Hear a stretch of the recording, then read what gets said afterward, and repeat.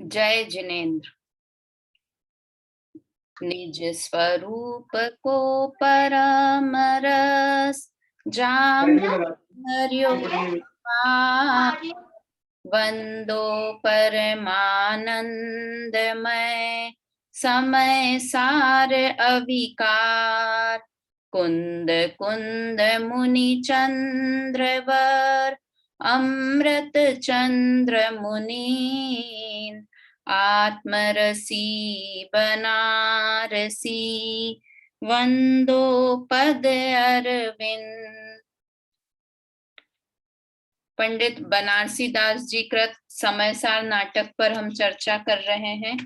तीसरा द्वार हमारा चल रहा है। द्वार का नाम है कर्ता कर्म क्रिया द्वार। इसमें हमारे 3 छंद हो गए हैं। चौथे छंद से हमें चर्चा करनी है। पहली बात जो हमने पिछली क्लास में देखी थी कि कर्ता किसे कहते हैं, कर्म किसे कहते हैं और क्रिया किसे कहते हैं। तो कर्ता किसे कहते हैं कि जो स्वतंत्रता से कार्य करे उसे कर्ता कहते हैं। स्वतंत्रता से बहुत इंपॉर्टेंट शब्द है। क्यों इंपॉर्टेंट है? क्योंकि एक होता है ना कि जबरदस्ती से हम काम कर रहे हैं। जैसे ये जो भी कर्म के उदय के कारण हम काम करते हैं ना, वो स्वतंत्रता से करना नहीं होता है। राग द्वेष का परिणाम है, वो स्वतंत्रता का कार्य नहीं है। क्यों नहीं है स्वतंत्रता का? क्योंकि वो चारित्र मोहनी कर्म के उदय में होते हैं, राग द्वेष के परिणाम। और ज्ञान करते हैं हम किसी चीज का, तो ज्ञान किसके बल जोरी से करते हैं ज्ञान? कि ज्ञान करने में किसी की बलजोरी नहीं चाहिए। ज्ञान हम स्वतंत्रता से करते हैं, इसलिए हम ज्ञान के कर्ता हैं और राग के कर्ता नहीं है। समझ में आई बात सुनीता आंटी? क्यों नहीं है राग के कर्ता? क्योंकि राग हम कर्म की जबरदस्ती से करते हैं। जैसे बोलते हैं ना, ज्ञानी को भी चौथे गुण स्थान वर्ती है, वो भी शादियां करता है, युद्ध करता है, सब करता है। तो क्यों करता है भाई? उसकी तो दृष्टि सम्यक हो गई है कि कर्म का उदय तीव्र होता है, तो उसके कारण वो बल जबरदस्ती के कारण करता है, किंतु वो उनका कर्ता नहीं है। युद्ध करते हुए भी युद्ध का कर्ता नहीं है ज्ञानी। क्यों नहीं है? क्योंकि वो जबरदस्ती से, स्वतंत्रता से नहीं कर रहा है। और हम कैसे करते हैं? इनमें पूरे इन्वॉल्व हो जाते हैं। इसलिए जीव ज्ञान का तो करता है, किंतु राग द्वेषादि का कर्ता नहीं है। इसलिए कर्ता की परिभाषा क्या हुई कि जो स्वतंत्रता से करे उसे कर्ता कहते हैं, है ना। दूसरा है कर्म। कर्म किसे कहते हैं? कि जो कर्ता द्वारा किया गया कार्य, जो कार्य होता है उसे कर्म कहते हैं, है ना। तो जैसे कुमार ने घट बनाया, घड़ा बनाया, तो घड़ा क्या हो गया? कार्य हो गया। ठीक है। और ये 8 कर्म है, ये भी क्या हुए? कार्य हुए। मोह राग द्वेष के परिणाम हुए, ये सब क्या हुए? कर्म हुए। और उसके बाद है क्रिया। क्रिया किसे कहते हैं? कि पर्याय का रूपांतर होना, एक पर्याय से दूसरी पर्याय का होना, उसे क्या कहते हैं? क्रिया कहते हैं। जैसे मिट्टी से घड़ा बना, तो मिट्टी की पर्याय का व्यय, मिट्टी का डला था उस पर्याय का व्यय हुआ और घड़ा बनने रूप कार्य, तो ये क्रिया हुई। रोटी बनाना एक क्रिया है, गुस्सा करना एक क्रिया है ना। कुछ भी कार चलाना एक क्रिया है। तो ये सब क्रिया, मतलब पर्याय का रूपांतर होना, उसे कहते हैं क्रिया। अब हमको आज चौथे छंद से बात करनी है, नहीं तो आगे नहीं बढ़ पाएंगे। तो चौथे छंद से शुरू करते हैं हम बात। एक बार छंद बोलते हैं, उसके बाद उसको मैं स्क्रीन शेयर करती हूँ। पेज कौन सा है? पेज नंबर है 69।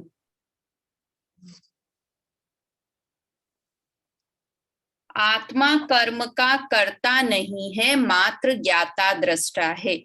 ये छंद एक बार बोलते हैं साथ में। जग में अनादि को अज्ञानी कहे, मेरो कर्म करता में, या को किरिया को प्रतिपाखी है। अंतर सुमति भासी, जोग शोभयो उदासी, ममता मीठा पर जाए बुद्धि ना की है।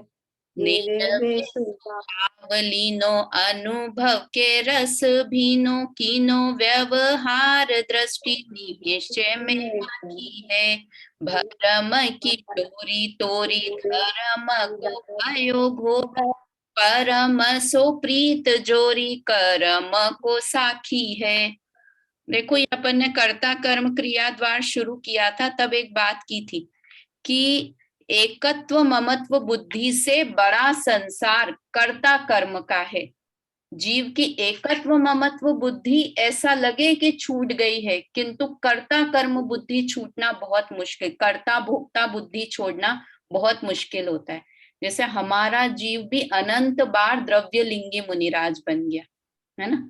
तो एकत्व ममत्व किससे, घर परिवार से एकत्व ममत्व छोड़ दिया, शरीर से एकत्व छूट गया। कैसे कि बोलते हैं ना, वो पूरा शरीर काट के उसमें नमक मिर्ची भर दो तो भी उफ भी नहीं करे, ऐसा द्रव्य लिंगी मुनिराज में बन गया।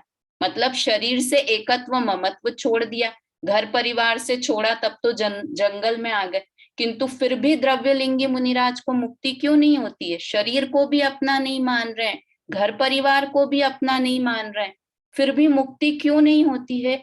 क्योंकि ये कर्ता भोक्ता बुद्धि पड़ी रहती है ना। मोक्ष होने में बाधक, सम्यक दर्शन में बाधक ये कर्ता बुद्धि है। क्या बुद्धि रहती है कि मैं महाव्रत को करने वाला, ये कर्ता बुद्धि हुई है ना। पहले था कि मैं घर परिवार को चलाने, अब क्या कि मैं महाव्रत कर रहा हूं, मैं इर्या समिति से चल रहा हूं, मैं उपदेश दे रहा हूं, मैं उपदेश सुन रहा हूं, मैं द्रव्य कर्मों का करता हूं, भाव कर्मों का। इसलिए कहा कि एकत्व ममत्व बुद्धि तो छूट जाए, किंतु कर्ता कर्म बुद्धि जब तक नहीं छूटे तब तक सम्यक दर्शन द्रव्य लिंगी मुनिराज भी भावलिंगी नहीं बन पाते कर्ता बुद्धि के कारण।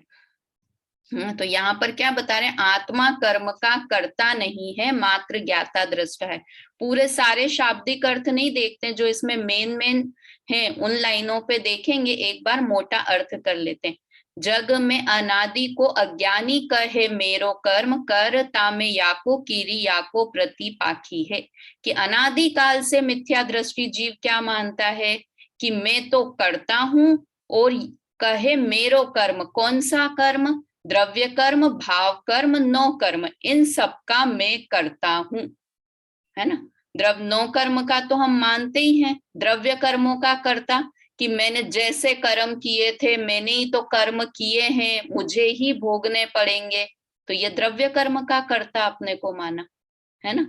और भाव कर्मों का कि अरे क्या करूं, मुझे बहुत गुस्सा आता है, मेरा आज बहुत स्वाध्याय करने में, तो ये भाव कर्मों का कर्ता अपने को मानता है। तो ऐसा करके कर्म का कर्ता स्वयं को मानता है अनादिकाल से, और क्रिया का पक्षपाती है। क्रिया का पक्षपाती है मतलब यहाँ पर लिखा रखा है कि यहाँ पक्षपाती, प्रतिपाखी मतलब पक्षपाती है कि यह मेरा किया हुआ है, ऐसा पक्ष रखता है, इसे लिखा यहाँ प्रतिपाखी है। अंतर सुमति भासी जोग सो भयो उदासी, किंतु जैसे ही अंतर में सुमति भासी, ये है छोटा सा शब्द सुमति, किंतु इसका अर्थ क्या है कि जैसे ही सम्यक दर्शन हुआ, उसका मतलब है सुमति भासी। तो जैसे ही सम्यक दर्शन हुआ तब क्या हुआ, जोग सो भयो उदासी। जोग मतलब योग, मन वचन काय के योग, इनसे उदासी हो गई, मतलब इनसे विरक्ति हो गई, योगों से विरक्ति हो गई। ममता मिटाई पर जाय बुद्धि नाखी है, और ममता मिट गई और पर्याय बुद्धि नाश हो गई। अब ये पर्याय बुद्धि किसको कहते हैं? पर्याय बुद्धि सुना है नाम? किसे कहते हैं पर्याय बुद्धि? गुरुदेव के कई बार ऐसे वो कोटेशन होता है ना, द्रव्य दृष्टि जिनेश्वरम, पर्याय दृष्टि विनाशनम, है ना। द्रव्य दृष्टि सम्यक दृष्टि, पर्याय दृष्टि मिथ्या दृष्टि। और गुरुदेव का एक फेमस सा कोटेशन याद है क्या प्रीति? याद है कौन सा एक बहुत फेमस पर्याय दृष्टि से? क्षमावाणी पे अपन याद करते हैं, मैंने किसी को पर्याय दृष्टि से देखा हो तो मुझे क्षमा करना। गुरुदेव का ये बहुत फेमस है क्षमावाणी के लिए। मतलब पर्याय दृष्टि से देखना कितना बड़ा अपराध है। पर्याय दृष्टि से देखना मतलब किसी को मनुष्य देखना, ये पर्याय दृष्टि है। मनुष्य देखना पर्याय दृष्टि हो गई बेला आंटी, कैसे पर्याय दृष्टि हो गई? मनुष्य देखना, सही देख रहे हैं कि हम ये मनुष्य है, ये पर्याय दृष्टि हो गई। अगर पर्यायी हो गई, वरना तो जीव पे नजर जाएगी ना, तो पर्यायी है, जीव की पर्यायी तो है मनुष्य। हाँ, पर्याय दृष्टि मतलब मनुष्य देखा, वो भी पर्याय दृष्टि कि हम किसी को मनुष्य देख रहे हैं, तो पक्की बात है किसी को देव भी मान रहे हैं और किसी को नारकी, किसी को तिर्यंच भी मान रहे हैं, तो ये पर्याय दृष्टि है। छोटा बड़ा देखना, काला गोरा देखना, ये तो पर्याय दृष्टि है ही है। किसी को पैसे वाला, किसी को गरीब मानना, ये सब पर्याय। तो ये कहते थे गुरुदेव कि मैंने किसी को पर्याय दृष्टि से देखा हो तो मुझे क्षमा करे। मतलब जीव जीव रूप में नहीं देखा, उसको किसी भी रूप में देखा तो वो सब पर्याय दृष्टि है। तो जब यहाँ पर क्या लिखा कि जब सुमति हुई तो पर्याय दृष्टि से देखना नष्ट हो गया, है ना। इतना बड़ा काम हो गया कि जब सुदृष्टि हुई तो पर्याय दृष्टि से देखना बंद हो गया। फिर क्या लिखा? निश्चय स्वभाव लीनो अनुभव के रस भीनो।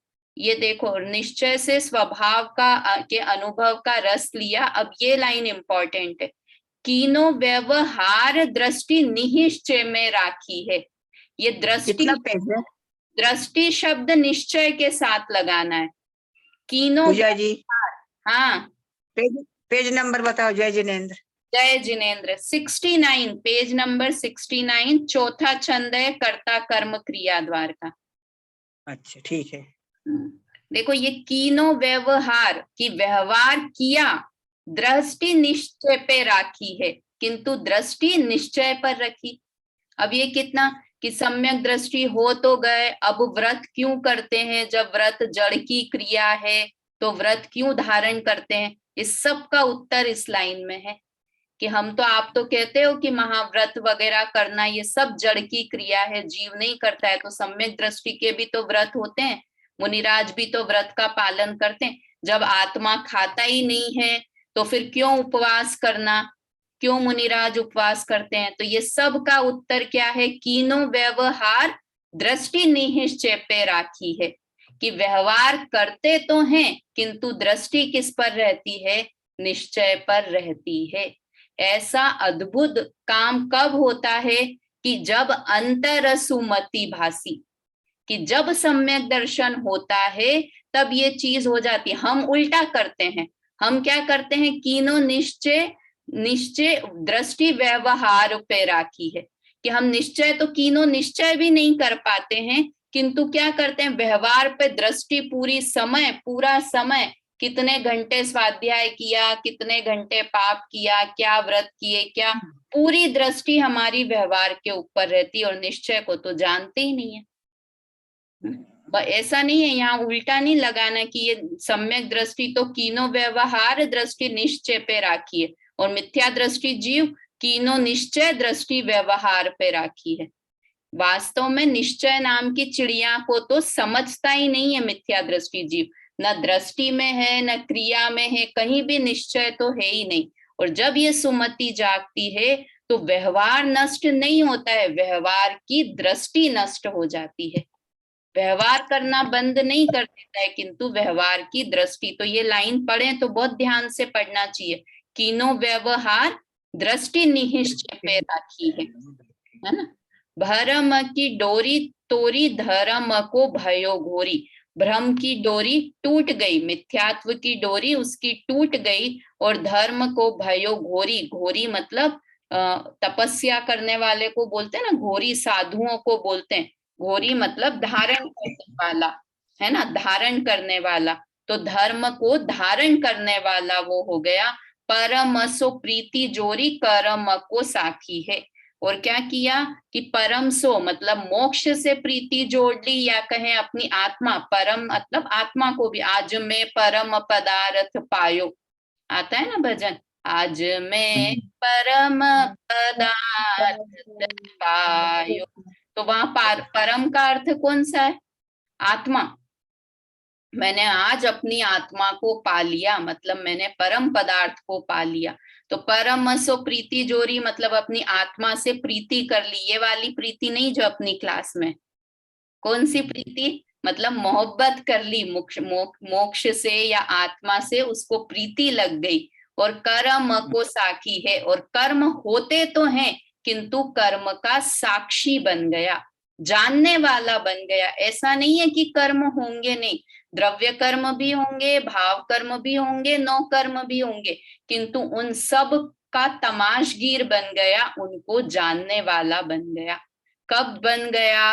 अंतरसुमति भासी, जैसे ही सम्यक दर्शन हुआ तब ये जीव की ऐसी स्थिति हो गई। अब इसका एक बार अर्थ पढ़ लीजिए, पढ़िए पूर्णिमा आंटी, अर्थ पढ़िए इसका, चौथे नंबर छंद का।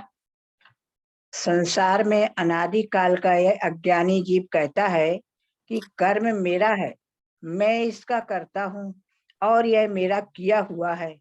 परंतु जब अंतरंग में सम्यक ज्ञान का उदय हुआ तब मन वचन के योगों से विरक्त हुआ, पर पदार्थों से ममत्व हट गया, पर्याय से अहम बुद्धि छूट गई, निसंक निज स्वभाव ग्रहण किया, अनुभव में मग्न हुआ, व्यवहार में है तो भी निश्चय पर श्रद्धा हुई, मिथ्यात्व का बंधन टूट गया, आत्मधर्म का धारक हुआ, मुक्ति से मोहब्बत लगाई और कर्म का मात्र ज्ञाता दृष्टा हुआ, करता नहीं रहा। हाँ, कर्म होंगे तो, किंतु कर्म होते हुए भी कर्म से मैं भिन्न हूं, मैं कर्म को भी जानने वाला हूं, ऐसी अद्भुत दृष्टि सम्यक दृष्टि की हो जाती है। पांचवा छंद देखते हैं अपन। हाँ, पांचवा नंबर छंद। भेद विज्ञानी जीव लोगों को करता दिखाई देता है, करता दिखता है, पर वास्तव में अकर्ता है। बहुत फेमस सा छंद है, और बहुत कि लोगों को कर्म का करता दिखाई देता है। सम्यक दृष्टि जीव शादी करता दिखाई देता है, सम्यक दृष्टि जीव युद्ध करता दिखाई देता है। ये अपन भरत चक्रवर्ती वगैरह के उदाहरण देते हैं ना, तो लगता है ये पुराने चौथे काल में जीवों को सम्यक दर्शन हो जाता होगा, अभी नहीं होता है। तो अभी अगर किसी को सम्यक दर्शन होगा तो क्या करता दिखाई देगा? मोबाइल चलाता दिखाई देगा, है ना, शादियां अटेंड करता हुआ दिखाई देगा, कार चलाता हुआ दिखाई देगा, है ना, हो सकता है शादी में डांस करता हुआ भी दिखाई दे, मूवी जाता हुआ दिखाई देगा। सम्यक दृष्टि जीव मूवी देखने जा सकता है कि नहीं जा सकता है? पूर्णिमा आंटी जा सकता है कि नहीं जा सकता है? जा सकता है। कैसे, क्यों जा? चारित्र मोहिनी, हाँ, चारित्र मोहिनी संबंध ऐसा राग है ना, उसको राग राग है। नहीं छूटी। क्योंकि जब ऋषभ देव नीलांजना का नृत्य देख रहे थे तो क्या देख रहे थे? मूवी तो ही देख रहे थे वो। और हमको कैसा लगता है कि वो बाहर से सम्यक दर्शन हो गया तो बिल्कुल ऐसा मुनिराज जैसा हो जाना चाहिए, उसको सब कुछ करना बंद कर दे। तो कितना क्लियर कि लोगों को करता दिखाई देगा, लोगों को दिखेगा कि वो मूवी देख रहा है, लोगों को दिखेगा वो मोबाइल चला रहा है, किंतु पर वास्तव में अकर्ता है। मोबाइल चलाते हुए भी वो मोबाइल नहीं चला रहा है, मूवी देखते हुए भी वो मूवी नहीं देख रहा है। ऐसा कैसा है वो इस छंद में बता रहे हैं। मतलब वास्तव में अद्भुत, बहुत अलग सा जीव हो जाता है जिसको सम्यक दर्शन, चौथे गुण स्थान वर्ती जीव की बात है यहाँ पर। छठे गुण स्थान में तो कैसा है कि वो करता दिखाई भी नहीं देता और कर भी नहीं रहा है ये दूसरे वाले काम, किंतु चौथे पांचवे गुण स्थान वाला सब कर्म का करता दिखाई दे रहा है, किंतु फिर भी अकर्ता है। मतलब दृष्टि, यहाँ पर दृष्टि की प्रधानता से है। ये समय सार ग्रंथ है ना, इसमें दृष्टि की प्रधानता है। और हमारी दृष्टि हमेशा क्या रहती है? चारित्र, बाहर बाहर देखने की रहती है। किंतु ये सम्यक, ये समय सार ग्रंथ पढ़ना हो ना, तो ये समझना चाहिए कि हम किसी की मान्यता की बात कर रहे हैं, कि जीवों की मान्यता कैसी हो जाती है, उसकी चर्चा है इस पूरे समय सार ग्रंथ में। हर किसी के बस की बात नहीं है समय सार ग्रंथ, इसलिए कहते हैं, कई लोग कहते थे ना जैसे पुराने भी, कि समय सार ग्रंथ पढ़ा तो भ्रष्ट हो जाते हैं। तो कि कहेंगे यहाँ पे कि सम्यक दृष्टि जीव मूवी देख सकता है, मोबाइल चला सकता है, तो कैसा लगेगा कि ये तो भ्रष्ट होने की बातें हैं। तो वास्तव में ये समय सार ग्रंथ है ना, ये दृष्टि प्रधान ग्रंथ है कि जिसको सम्यक दर्शन होता है उसकी मान्यता कैसी हो जाती है वो बताता है ये वाला ग्रंथ। तो यहाँ पर इसलिए देखे रहे कि लोगों को तो कर्म का कर्ता दिखाई देगा, किंतु अंदर में उसकी क्या प्रक्रिया चल रही है कि वास्तव में वो अकर्ता क्यों है, उसकी बात इस 5वें छंद में है। एक बार अपन छंद साथ में बोलते हैं, फिर उसके बाद चर्चा। पहले अपन ने पढ़ा था ना, पहले अपन ने पढ़ा था, निरभिलाष करे नी करे, भोग अरुचि घटे माई, ताते श्रावक सिद्ध सम करता भोगता नाही। हाँ, पहले की क्लास में पढ़ा था ना हाँ, अपन। सिद्ध के समान है, वही हाँ। एक्चुअली इसमें और सर्व विशुद्ध द्वार अधिकार में बहुत सारी, वास्तव में तो पूरे समय सार ग्रंथ में अपन निर्जरा द्वार पढ़ेंगे तो वहां पर भी ये धाई माँ का, मुनीम का, सबका उदाहरण दे रखा है ना इसमें कि धाई माँ बच्चे को पालती हुई दिखाई देती है, मुनीम जी काम करते हुए दिखाई देते हैं, किंतु वास्तव में तो वो सब इसी चीज के लिए उदाहरण है कि कर्म के कर्ता दिखाई देते हैं किंतु वास्तव में कर्ता नहीं है। धाई माँ बच्चे को पाल रही है किंतु वास्तव में वो बच्चे को नहीं पाल रही क्योंकि अपना नहीं मान रही। तो इसी ये बहुत इम्पोर्टेंट छंद है क्योंकि इसी से ही आगे पीछे सारे उदाहरण और सारे इसमें चर्चा की गई है इन सब की। चलिए 5वें नंबर का छंद बोलते हैं। जैसो जो दरब ताके तैसो पर जाए, काही सो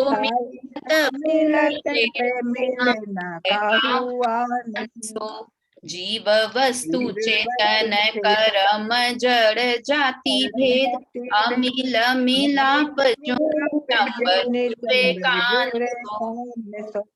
ऐसो विवेक जाके गिरते प्रगट भय, भ्रम गयो ज्योति मीर भाग्य भान, सोई जीव कर्म को करता सोती से, अकरता कयो है परमानसो।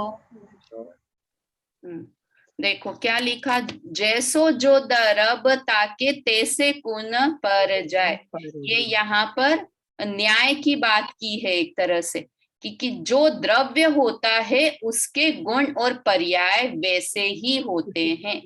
जो जैसा द्रव्य होता है उसके गुण और पर्याय वैसे ही होते हैं। ताहू सो मिलत पे मिले न काहू आन सो, और वो उसी से ही मिलते हैं और किसी दूसरे से नहीं मिलते हैं, है ना, किसी और से नहीं मिलते हैं। ये इसमें आगे वाले छंद में भी ये वाली बात आएगी कि अब मिल जाए ना, एक के गुण दूसरे के गुण से मिल जाए तो संसार पूरा नाश हो जाए, चितर पितर हो जाए। जीव और पुद्गल तो आपस में मिलते ही नहीं है, किंतु पुद्गल भी दो आपस में नहीं मिलते हैं। जितने होते हैं ना वो उतने के उतने ही रहते हैं। देखो आपने कभी देखा हो कि पहले वो चिड़िया आती थी सबके, अपन में तो छोटी थी तब वो एक स्पैरो जैसी नहीं आती थी, छोटी चिड़ा चिड़ी जिसको बोलते थे, यहाँ क्या हम उज्जैन में तो चिड़ा चिड़ी बोलते थे, छोटी छोटी चिड़ियाएं आती थी। तो अब अपने को क्या लगता है कि वो चिड़ियाएं समाप्त हो गई। अब तो बिल्कुल, पहले पंखा चलाते थे, वो चिड़िया उड़ के आ जाए तो कहते तुरंत पंखा बंद करो, मर जाएगी मर जाएगी। घर में भी इधर उधर चींची चींची करती थी।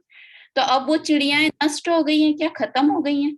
तो इतने जीव कम हो गए होंगे कि वो पर्याय, वो चिड़िया वाली पर्याय कम हो गई, किंतु उसकी जगह कबूतर कितने हो गए। पहले कबूतर इतने नहीं होते थे, अभी तो घर घर में सब कबूतर से परेशान है, जालियां लगाते हैं।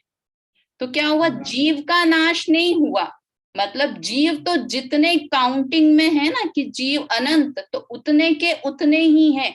हमको ऐसा लगता है कि ये वाली श्रृंखला, ये वाली जाति नष्ट हो गई, ये चिड़ियाओं की जाति नष्ट हो गई, ये नष्ट हो गया, वो पेट्रोल कम होते जा रहा है, पेट्रोल खत्म हो गया।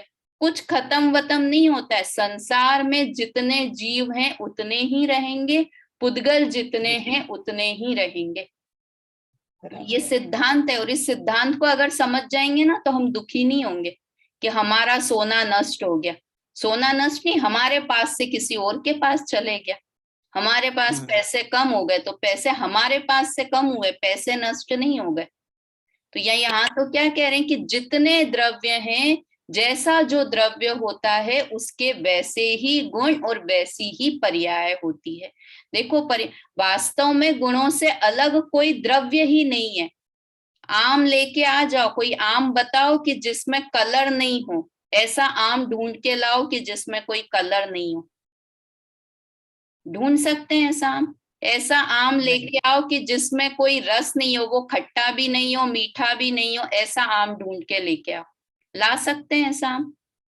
कि रस के बिना आम ही नहीं है, क्योंकि द्रव्य बना हुआ ही गुण और पर्याय से है। गुण पर्यायवत द्रव्यम आता है ना तत्वचित्र में। तो वास्तव में जो द्रव्य जैसा होता है उसके गुण और पर्याय भी वैसे ही होते हैं, और वो उसी से ताही सो मिलत पे मिले न काहू आन से, किसी और से उसके गुण और पर्याय मैच नहीं होते हैं, वो गुण और पर्याय उसके जैसे ही होंगे। आम की मिठास आम जैसी ही होगी और केले की मिठास केले जैसी ही होगी। इतना तो मोटा मोटा पुद्गल में ही अंतर है। तो जीव और पुद्गल तो एकदम अलग अलग चीज ही हो गए, है ना। जीव वस्तु चेतन कर्म जड़ जाति भेद, यहाँ पे बता दिए। हमको तो जीव और पुद्गल से मतलब है, हमको थोड़ी केले और आम से मतलब है। तो यहाँ क्या बताया कि जीव वस्तु चेतन, तो जीव वस्तु तो चेतन है, और कर्म, कर्म मतलब कौन से कर्म लेना सुनीता आंटी? तीनों ही, तीनों कर्म, द्रव्य कर्म, भाव कर्म और नो कर्म, तीनों ही कर्म सब जड़ हैं। भाव कर्म भी जड़ है, मोह राग द्वेष भी जड़ है ना। द्रव्य कर्म भी जड़ है, नो कर्म भी जड़ है। तो ये इनमें सब में जाति भेद है कि जीव तो चेतन है और कर्म जड़ है। इसलिए जीव और कर्म में आपस में कोई संबंध नहीं है।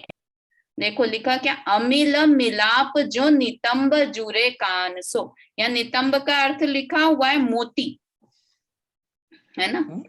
मोती, मोती देखो यहाँ अर्थ लिखा हुआ है, नितंब अर्थात मोती। मोती और कान अमिल मिलाप मतलब भिन्न भिन्न ही रहते हैं ना। कानों में मोती पहनते हैं, शायद उसी का उदाहरण देते होंगे कि कान में जो मोती है वो दोनों एक क्षेत्र में है, एक साथ हैं, किंतु फिर भी दोनों आपस में कभी भी मिलते नहीं हैं। वैसे ही चेतन और जड़ कभी भी आपस में मिलते नहीं है। एक क्षेत्रावगाह संबंध हो, दोनों एक साथ रहें, किंतु फिर भी आपस में कभी मिलते नहीं हैं। अब ऐसा विवेक जब जागृत होता है तो क्या होता है, ऐसो सुविवेक जाके हीरते प्रगट भयो, ताको भ्रम गयो जो तिमिर भागे भान सो। ऐसा सुविवेक जिसके हृदय में हो जाता है, कौन सा सुविवेक, कि मैं चेतन अलग वस्तु हूं और ये कर्म मुझसे अलग हैं। ऐसा विवेक जिसको हो जाए, हमको हो सकता है कि नहीं ऐसा विवेक ममता आंटी? हो सकता है, इसीलिए तो उपदेश दे रहे हैं, है ना। अगर हो नहीं सकता ऐसा कि जड़ और चेतन को भिन्न भिन्न हम माने, अगर ऐसा नहीं मान सकते तो ऐसा उपदेश भी नहीं देते। तो वास्तव में जब ऐसा विवेक जिसके हृदय में हो जाते हैं, ताको भ्रम गयो, कौन सा भ्रम नष्ट हो जाता है? जितने भी तरह के भ्रम है ना, सारे भ्रम नष्ट हो जाते हैं। मैं दुखी हूं, मैं कर्म का करता हूं, कर्म मुझे दुखी करते हैं, कर्म मुझे सुखी करते हैं, पुण्य कर्म अच्छा, जितने भी तरह के हमारे दिमाग में जो भी भ्रम है ना, मैं घर को चलाती हूँ, मैं घर की सफाई करती हूँ, मैंने दिवाली पे मिठाइयां बनाई है, जितने भी भ्रम, ताको भ्रम गयो, भ्रम यानी सारे तरह के भ्रम कर लेना। मैं घर में अकेली रह गई हूँ, बच्चे बात नहीं करते, जितने भी भ्रम अपन लगा सकते हैं ना दिमाग में, सारे भ्रम नष्ट हो जाएंगे। कब नष्ट हो जाएंगे? कि जब हम मानेंगे कि मैं चेतन अलग हूं और ये कर्म मुझसे अलग हैं।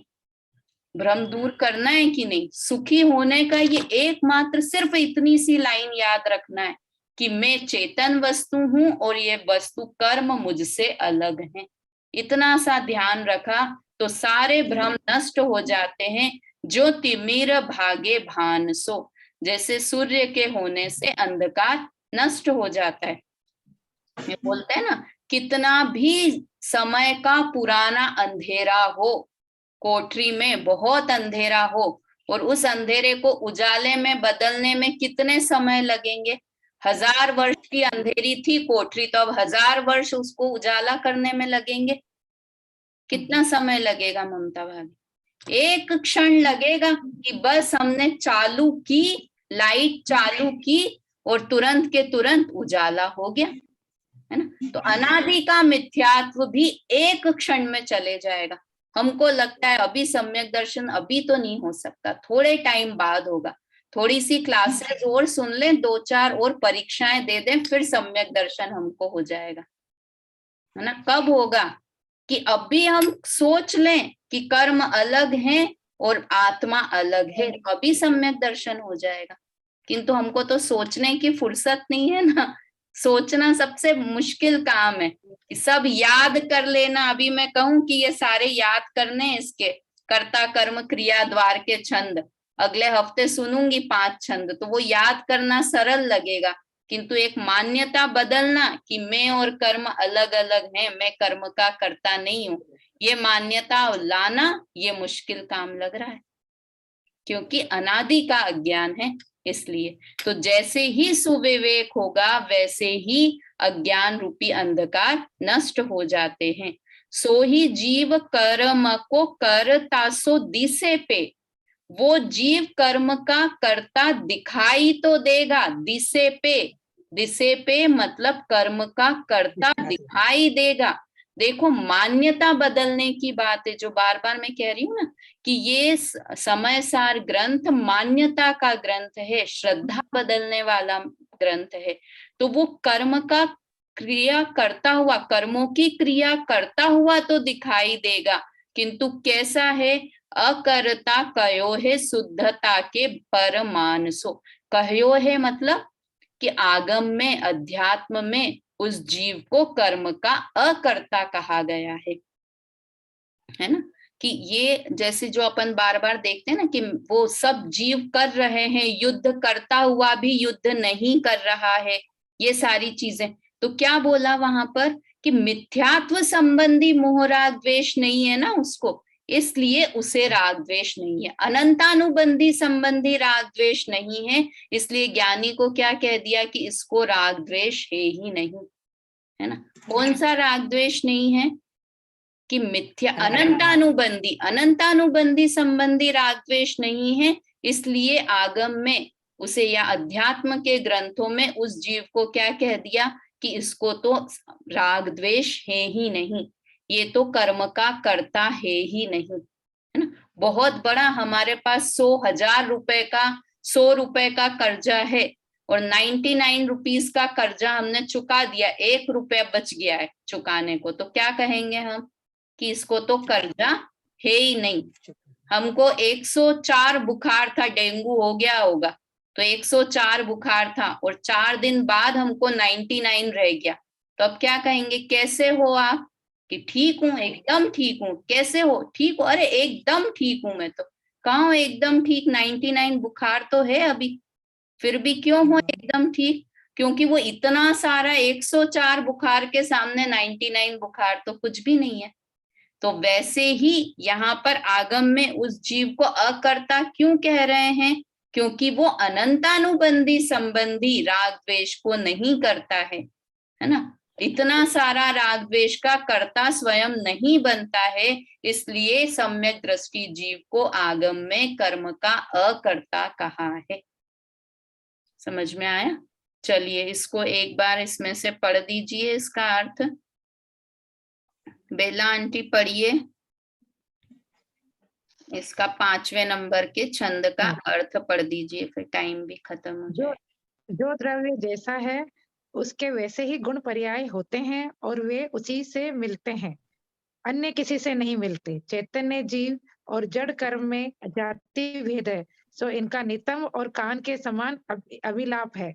ऐसा सम्यक ज्ञान जिसके हृदय में जागृत होता है, उसका मिथ्यात्व सूर्य के उदय में अंधकार के समान दूर हो जाता है। वह लोगों का कर्म का कर्ता दिखता है परंतु राग द्वेष आदि रहित शुद्ध होने से उसमें आगम में अकर्ता का है। ये जो है ना कान और नितम ये कभी नहीं मिलते, यही है इसका मतलब, जैसे कभी नहीं मिलेंगे। हाँ, वैसे उसी जीव और चेतन कभी भी, जैसे कान और नितंब, नितंब अर्थात मोती लिखा है कि साथ में रहें, मोती और कान एक साथ रहें, किंतु कितने दिन में वो मोती कान बन जाएगा और कान मोती बन जाएगा, कि कभी भी नहीं बनेगा। वैसे ही जड़ और चेतन ये दोनों बिल्कुल जाति भेद ही है। अपन सोच भी सकते हैं कभी कि हमने इतने दिन से, कहीं होते ना कि बचपन से एक कान में एक जो चीज पहनी और मरते दम तक वो की वही चीज पहने रहते हैं, तो कभी ऐसा डाउट भी होता है कि ये बदल के ये वाला ईयररिंग कान बन जाएगा और कान ईयररिंग बन जाएगा, कि हो ही नहीं सकता, दोनों में जाति भेद है। वैसे ही जड़ कर्मों में और आत्मा में जाति भेद है।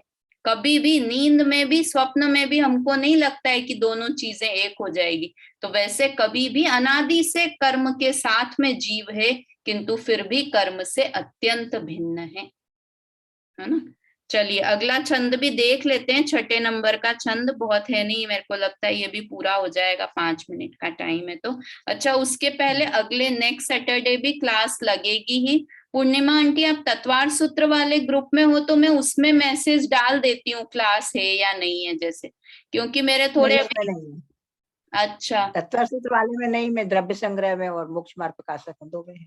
अच्छा, वो वाले ग्रुप में मैं नहीं हूँ, तो आपको कैसे भी, मतलब मोस्टली तो सैटरडे को रहेगी। मेरे थोड़ा सा ये अभी पीरियड्स का इशू चल रहा है, तो कभी कभी हो जाती है, तो फिर मैं ग्रंथ नहीं पढ़ती हूँ उस समय पे, इसलिए। तो वैसे 7:15 से है कि 7:30 से? 7:15, 7:15 से 8 का टाइम ही है, 7:15 से मैं 8। तो 7:30 समझा, इसलिए लेट चालू किया, मेरे को लगा 7:30 से है। अच्छा, नहीं है, 7:30 से ले लो, 7:30 से 8:15 तक। ठीक है, सबको ठीक है तो 7:30 से भी दिक्कत नहीं है, 7:30 से 8 का टाइम रख लेते हैं, 7:30 से ले, है ना। तो अगले सैटरडे भी 7:30 से 8:15 पे ही क्लास लगेगी। अभी बीच में बंद भी हो जाए तो अपन 6 नंबर का छंद बोलते हैं और इसका अर्थ करते हैं। 56 छंद है, कैसी राग आएगी ममता आंटी इसकी? जीव ज्ञान गुण सहित आप गुण पर गुण ज्ञानक, आप पर गुण लखे नाहि उदगल लायक। जीव द्रव्य ध्रुव सहज पुद्गल अचेत जड़। जीव अमूर्ति मूर्ति के पुद्गल अंतर बड़। जब लग न होई अनुभव प्रगटे, तब लग मीठा मती से करतार जीव जड़ कर्म को सुबुद्धि विकास नचे। हाँ, अब अर्थ तो इसका सरल सा ही है। जीव ज्ञान गुण सहित आप गुण पर गुण ज्ञायक, कि जीव ज्ञान गुण से सहित है और उसकी एक क्या खासियत है? आप गुण पर गुण ज्ञायक, स्वपर प्रकाशक है, कि खुद के गुणों को भी जानता है और दूसरों को भी जानता है ना। जीव स्वयं को भी जानता है और पर को भी जानता है। और पुद्गल कैसा है? आप पर गुण लखे नाही पुद्गल इहि लायक, कि पुद्गल ना तो स्वयं को जानता है ना दूसरों को जानता है। और जीव कैसा है? ज्ञान गुण सहित है, इसलिए ज्ञान गुण सहित है तो ऐसा भेद नहीं करता है कि मैं अपने को तो जानूं किंतु पर को नहीं जानूं, है ना। तो इसलिए जीव स्वयं को भी जानता है और दूसरों को भी जानता है, इसलिए जीव का वो स्वभाव है। और पुद्गल स्वयं को भी नहीं जानता है और दूसरों को भी नहीं जानता है, वो इस लायक ही नहीं है। क्यों नहीं है? क्योंकि उसमें ज्ञान नाम का गुण नहीं है। प्रदेशत्व गुण पढ़ते हैं ना अपन 6 सामान्य गुणों में, तो प्रदेशत्व की किसी न किसी ज्ञान का विषय अवश्य हो, तो किसी न किसी मतलब जीव में ही ज्ञान है, तो सब प्रदेशत्व गुण भी जीव में ज्ञान गुण है, इसलिए बाकी सब में। प्रदेशत्व गुण नहीं, प्रमेयत्व गुण। प्रमेयत्व, सॉरी, प्रमेयत्व, हाँ, प्रमेयत्व गुण। प्रमेय मतलब ज्ञान, तो प्रमेयत्व गुण मतलब ज्ञान का विषय। तो ज्ञान का विषय, किसके ज्ञान का विषय? कि जीव द्रव्य में ही ज्ञान है, इसलिए सारे द्रव्य जाने जाते हैं और जीव जानने वाला होता है ना। जीव ज्ञायक है, जानने वाला है सबको, और पुद्गल इस लायक ही नहीं है। ये समय हो गया है, अभी बीच में बंद हो जाएगी, अपन जिनवाणी स्तुति कर लेते हैं। ये 6 नंबर का बाकी का छंद, बाकी का आधा अर्थ